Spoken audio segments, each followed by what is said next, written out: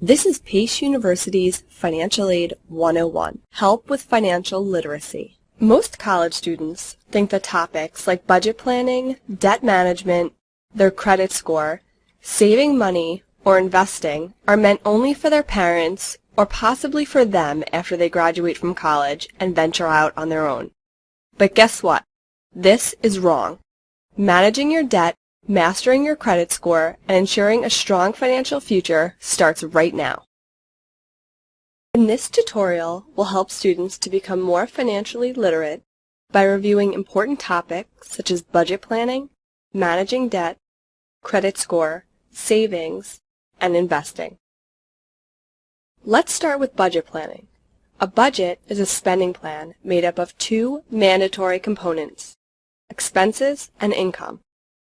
As a college student, your expenses are clear.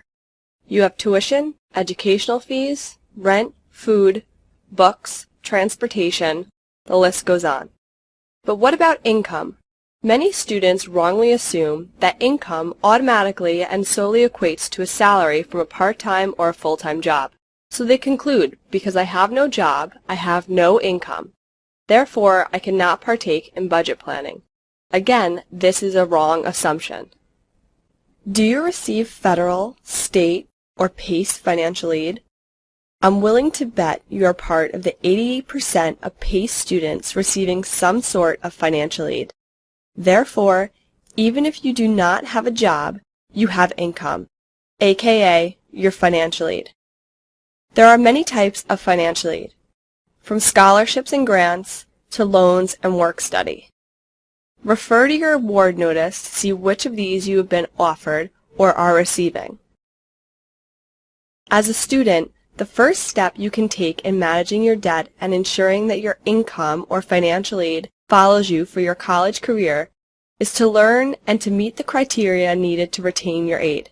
Read your scholarship agreement form and do all in your power to meet the required grade point average, or QPA, and enrollment status to retain this award for the full 4 years.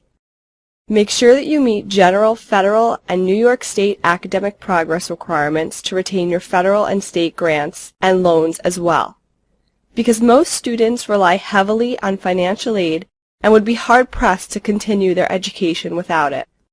Let's look at your expenses and income together to form your budget. Your college expenses can be divided into two categories. The first is your direct expenses, those paid to PACE to cover your specific costs, which are tuition, mandatory fees, and if you live on campus, room, and your meal plan charges. The other set of expenses are your indirect expenses. These are the expenses within your control, which are books, transportation, personal expenses, such as your computer and other items. Before we move to income, let's review ways in which you can reduce your expenses. While there's little you can do to change the direct expenses we mentioned, you can certainly impact your indirect expenses. Here are some of our suggestions. First, you can look into buying pre-owned textbooks. You can borrow copies of textbooks from the library, or you can rent books for certain periods of time needed throughout the semester. If you reside on campus, you can cut back on the number of trips you make between college and home. Instead of ordering pizza and using discretionary funds to eat out, take advantage of the meal plan you purchased. Before you pay exorbitant movie ticket costs or pay cover charges at an off-campus party, take advantage of the many on-campus PACE activities and events. Many times the PACE-sponsored events are at nominal cost or no charge at all to students. Your college income or financial aid is applied to your direct expenses. If you receive aid in excess of your direct expenses, you will receive a refund for the credit amount. Typically, students use this money to address their indirect expenses, such as books, transportation, toiletries, laundry, entertainment, etc. Because this funding has to last for an entire semester, careful budgeting is a must. Remember the savings tips we discussed earlier and employ your own as well.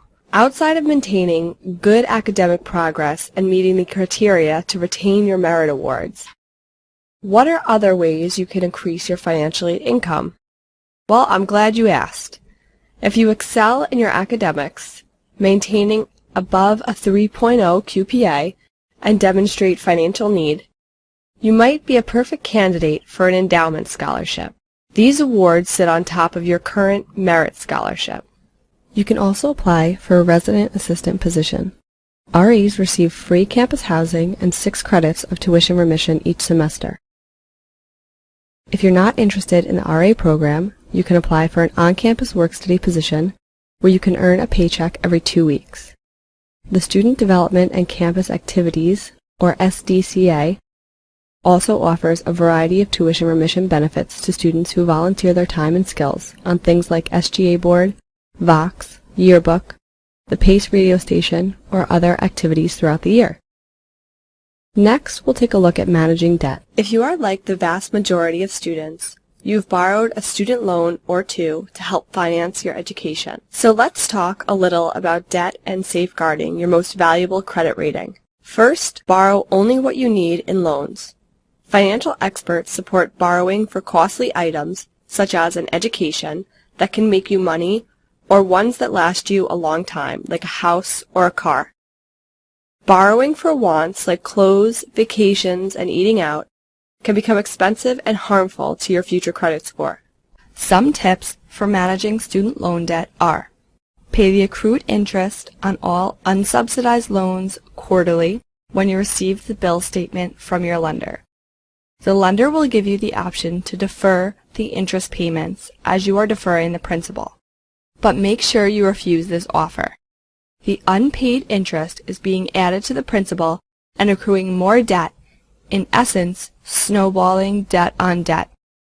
If after you graduate you are unable to pay your loan due to unemployment, illness, a return to school, or other pressing financial commitments, make sure you communicate this to your lender.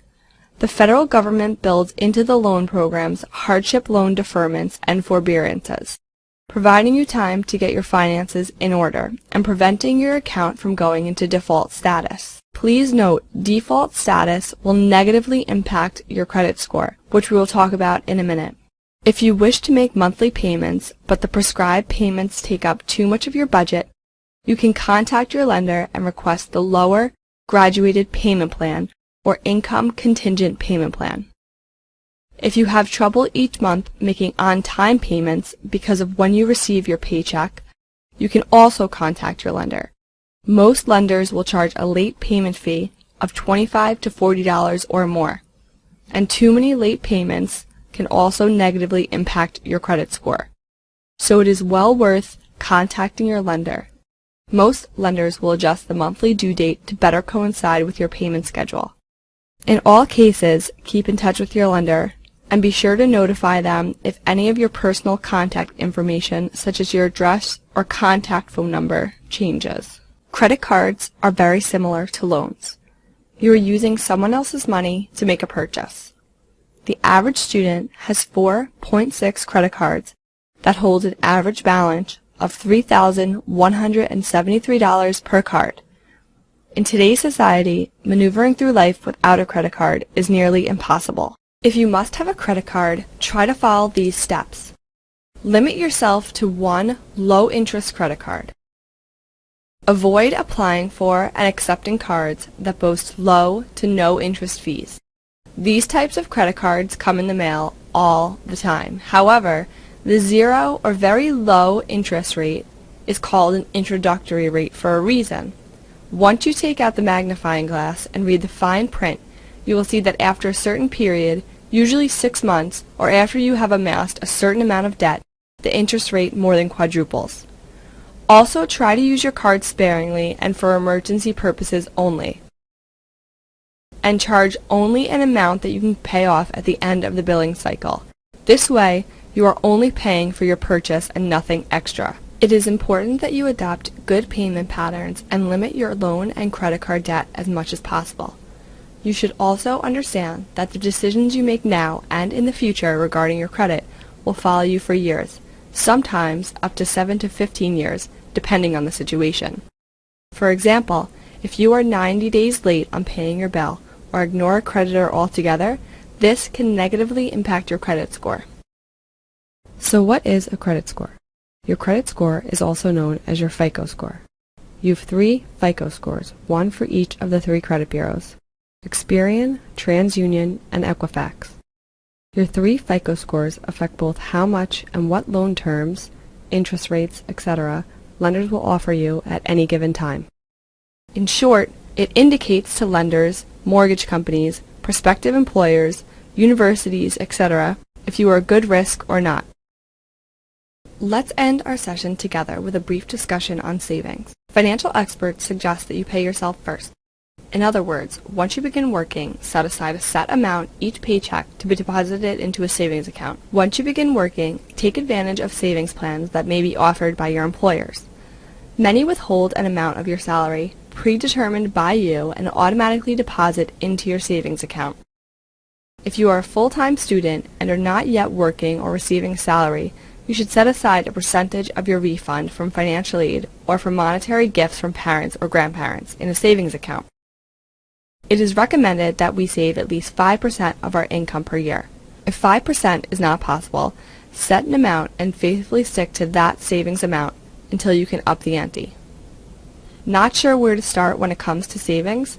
Open a basic savings account at a bank or credit union of your choice. The general rule of thumb is anything under $1,000 should be kept in this type of basic savings account.